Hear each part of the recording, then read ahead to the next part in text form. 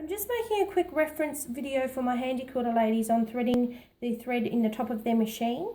Today I'm using the Sweet 16. This applies to the Simply, the Avante, the Fusion and the Infinity. The Infinity is a little bit different looking, but it pretty much threads the same way. So what we're going to do is I've put the thread on the back of my machine and gone under the first hook at the back. And then I'm just going to come up to my pre-tensioner here on the machine. And I want to thread from the back of the machine to the front. And then through the first hole. And then same thing again. Back of the machine to the front. Through the middle hole. And then same thing again on the last hole from the back to the front. So this is actually wrapped around my little pre-tensioner here. Next thing I want to do is just to pop it into this little hook here. And then what I like to do is to hold this nice and firm between my thumbs and guide it around that tension disc and then through my check spring. And when I release that, I can now feel that there is tension on there.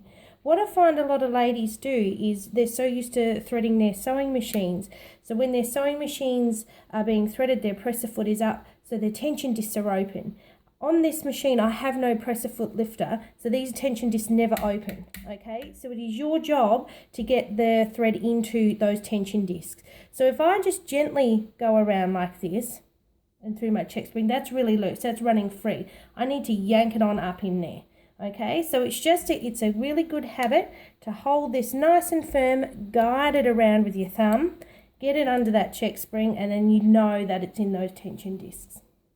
From there, we then come up to the little take-up lever, which is up the top here. And we come from the back of the machine to the front of the machine with that one.